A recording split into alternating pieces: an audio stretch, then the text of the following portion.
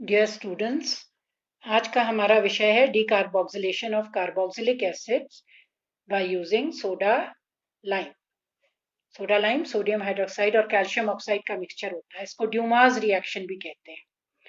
तो इसमें क्या होता है कि जो हम सोडियम सॉल्ट लेते हैं एसिड का, ये सोडियम सॉल्ट जो है ये रिएक्ट करता है in the presence of heat करा जाता है इसको सोडियम हाइड्रोक्साइड और कैल्शियम ऑक्साइड यानी कि सोडा लाइम के मिक्सचर के साथ। तो ये बनेगा, देखिए हाइड्रोकार्बन बन गया और सोडियम कार्बोनेट। अब हम इसके कुछ एस्पेक्ट्स देखते हैं क्या क्या हो रहा है इस रिएक्शन में। पहली चीज तो ये है कि देखिए ऊपर आप देख रहे हैं ना इसमें कि यहाँ कितने कार्बन हैं। यहाँ है हमारे पास 2 कार्बन। अब इससे sodium acetate CH3CO negative Na, इससे क्या बन गया, मीथेन, 1 कार्बन। तो डिसेंड, एक कार्बन चेन कम हो जा रही है, यानी कि इंपॉर्टेंट मेथड है for descending of carbon chain. दूसरा हम देख रहे हैं कि मीडियम में हमने क्या लिया है, सोडियम हाइड्रोक्साइड, यानी कि मीडियम हमारा बेसिक है।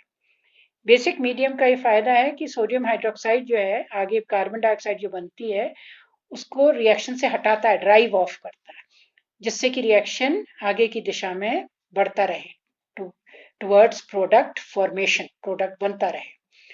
और ये भी है कि सोडियम हाइड्रोक्साइड एल्कलाइन मीडियम होने से ये जो हमारा RCO नेगेटिव है ये RCOH नहीं तो एसिड में बदल जाता, तो इसको प्रिवेंट करता है।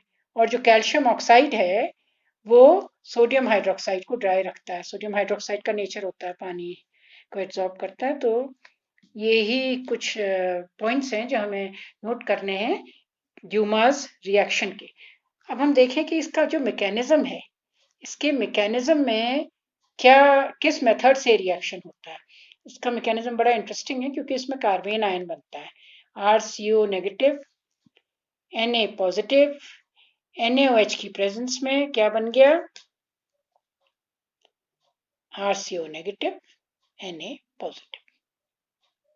ये आयनाइज कर रहा है, मीडियम बेसिक है, अगर एसिडिक होता तो RCO नेगेटिव RCOH में बदल जाता, फिर रिएक्शन फॉरवर्ड नहीं हो पाता। अब देखिए RCOO नेगेटिव जो बनाया कार्बोक्सिलेट आयन, अब ये कार्बन पाई बॉन्ड ऑक्सीजन, ये अपनी तरफ को पाई इलेक्ट्रॉन्स खींच रहा है, ऑक्सीजन इलेक्ट्रोनेगेटिव है, तो कार्बन थोड़ा पॉजिटिव होने लगेगा, यानी कि पॉजिटिव चार्ज आने लगेगा, तो ये यहाँ से इलेक्ट्रॉन्स खींचेगा। तो अब carbon double bond oxygen, carbon double bond oxygen, यानी कि ये लगे हुए अल्काइल ग्रुप की अब जरूरत नहीं है, पेंटावेलेंट तो होता नहीं है कार्बन। तो ये R कैसे निकल जाएगा, ये इलेक्ट्रॉन्स को लेते हुए यहाँ से निकल गया, तो हमारा बन गया है R इलेक्ट्रॉन सहित, यानी कि नेगेटिव चार्ज कार्बन आयन, और साथ में कार्बन डाइऑक्साइड गैस।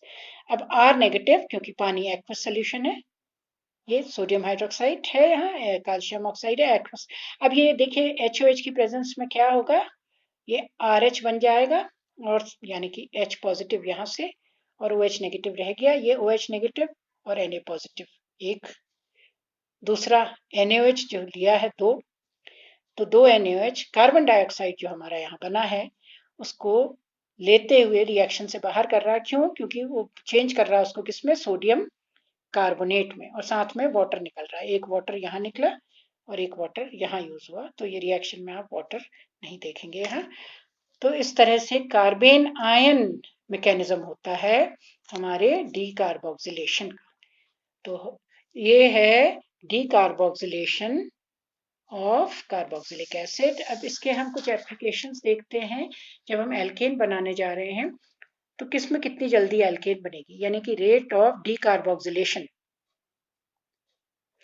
वो डिपेंड करता है on the stability of R negative. और R नेगेटिव उसमें आप देखिएगा मेंशन्ड है, R नेगेटिव जो है RDS, यानी कि रेट डिटर्मिनिंग स्टेप होती है इसका बनना R नेगेटिव का। जितना स्टेबल R नेगेटिव होगा उतना ही इजिली हमारा रिएक्शन होगा, ये रेट डिटर्मिनिंग स्टेप है R नेगेटिव बनने की। तो अब देखते हैं हम, ये है हमारे पास, मान लीजिए let's see these 3 examples. This is carbon, single bond carbon, CO negative, Na positive. This is carbon, double bond carbon, CO negative, Na positive. This is again carbon, triple bond carbon, CO negative, Na positive. अब इससे क्या बना देखिए, जो carbon ion बना हम तो वो देख रहे हैं. तो पहले से जो कार्बन आयन बना, क्योंकि हमें मालूम है ये निकल जाएगा, यहाँ से CO2 जो है ये निकल गया, तो ये नेगेटिव चार्ज, यहाँ नेगेटिव नेगेटिव. तो हर केस में देखिए, अब ये बना हमारा CH3 CH2. इसके बीच में कौन सा बॉन्ड है? सिंगल. ये कौन सा बॉन्ड है? डबल. ये कौन सा बॉन्ड है? ट्रिपल. और हमें मालूम है कि सबसे ज्यादा S कैरेक्टर इलेक्ट्रोनेगेटिविटी किसकी होती है? ट्रिपल बॉन्ड की. तो ट्रिपल बॉन्ड अपनी तरफ को ये खींचेगा जो नेगेटिव चार्ज है, तो इसको कुछ हद तक स्टेबलाइज कर देगा. ये उससे कम खींचेगा, ये उससे भी कम खींचेगा. यानी कि कार्बन आयन जो बना सबसे स्टेबल किस में है?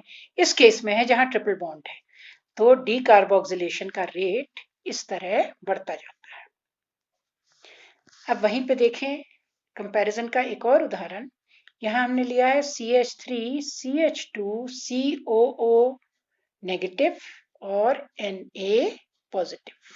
अब इस केस में हम देखते हैं क्या होता है. अब इसमें क्या बनेगा देखिए, CH3 CH2 COO. तो इससे क्या बना? CH3 CH2. इतने हिस्से को अलग कर दीजिए. ये बना हमारा CH3 CH2. दूसरे में बना CH3 CH. ये बना यहाँ पे हमारा CH3 CH CH3 CH. ये बन रहा है. ये दो उदाहरण है. तो पहले केस में तो जो हमारा बन रहा है वो CO नेगेटिव के साथ क्या है? Primary group attached. दूसरे में जो बन रहा है कार्बन आयन, वो कैसा बन रहा है? यानी कि प्राइमरी है. ये है हमारा कौन सा? सेकेंडरी. क्योंकि जिस कार्बन में नेगेटिव चार्ज है उसके साथ दो एल्काइल ग्रुप लगे हुए हैं, तो सेकेंडरी. तीन लगे होते हैं या हाइड्रोजन नहीं होता तो वो होता टर्शरी. अब देखिए, हमें मालूम है कि ये ग्रुप जो लगे हुए हैं ये क्या शो करते हैं? Plus I effect. इसमें तो प्लस आई इफेक्ट कम है, लेकिन इस वाले में प्लस आई इफेक्ट जो है वो क्या है? ज्यादा है. Plus I effect already electron है, ये इलेक्ट्रॉन और देते जा रहा है इसको, यानी कि इसको और अनस्टेबल कर रहा है. तो इस केस में हमारा रेट ऑफ रिएक्शन जो होगा डीकार्बोक्सिलेशन का, वो इस वाले का ज्यादा होगा वनस्पत इसके. प्लस आई इफेक्ट है क्योंकि, तो कार्बन आयन को वो और अनस्टेबल बना दे रहा है, न्यूट्रलाइज नहीं कर रहा है उसको, और अनस्टेबल बना रहा है. अब देखें हम एक तीसरा उदाहरण. ये देखिए, तीसरा उदाहरण जो है इसमें हमने लिए हैं ये तीन, ये बेंजीन रिंग, यानी कि बेंजाइल. CH2 अटैच्ड है, बेंजाइल खाली अकेला होता है बेंजीन. तो ये बेंजाइल एसिटेट सोडियम सॉल्ट है. ये भी वही है, CH2CONA लगा हुआ है, लेकिन साथ में इसमें नीचे क्या है? NO2 पैरा पोजिशन में. और यही पैरा पोजिशन में CH2CONA के साथ हमारा लगा हुआ है OH ग्रुप. अब इन तीनों को अगर हम कंपेयर करें तो हम ये देखेंगे कि OH ग्रुप की तो क्या टेंडेंसी होती है? इलेक्ट्रॉन लेने की नहीं होती है, प्लस एम इफेक्ट ऑपरेट करता है इसमें, मीजोमेरिक. इलेक्ट्रॉन देने की, अगर आपको ध्यान हो, इससे ऑर्थो और पैरा पोजिशन में इलेक्ट्रॉन्स बढ़ते हैं. ये यहाँ इलेक्ट्रॉन देता है प्लस एम इफेक्ट से, और ये इलेक्ट्रॉन खींचेगा. इसमें मीजोमेरिक इफेक्ट जो होगा अपनी तरफ को इलेक्ट्रॉन खींचेगा.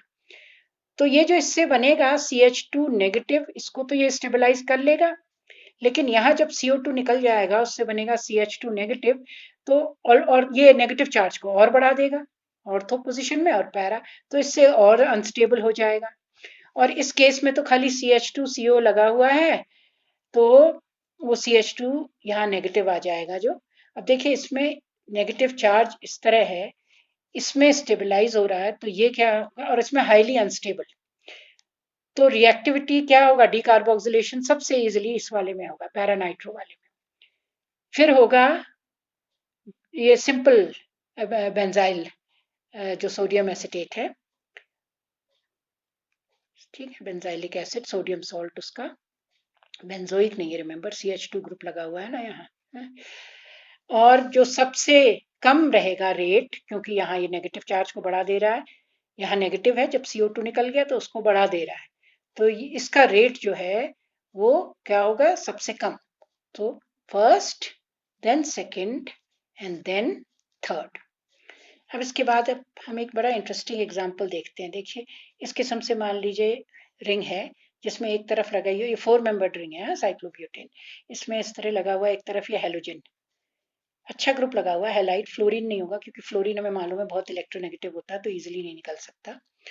उसके अलावा दूसरे, तो अब यहाँ पे जब ये लगा हुआ बन जाएगा, CO2 निकला, तो यहाँ पे ये देखिए COO से CO2 निकल गया, तो यहाँ पे नेगेटिव चार्ज आ जाएगा। रिंग में हमारे क्या चार्ज आ गया, negative.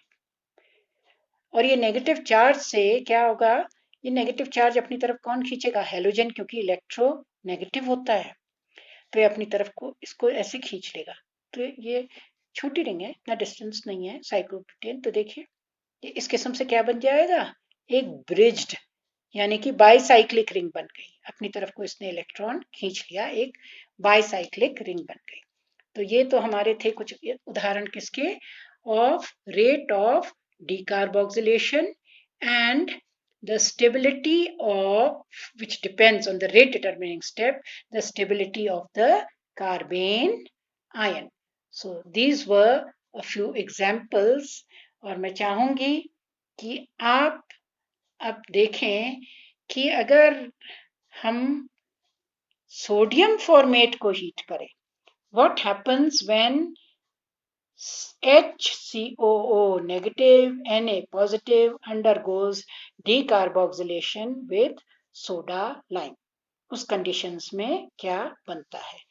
So I hope you have followed these few interesting examples जिसमें हमारी decarboxylation की रेट अलग अलग सोडियम सॉल्ट्स के यूजिंग सोडा लाइम वो हमने कंपेयर किए थे।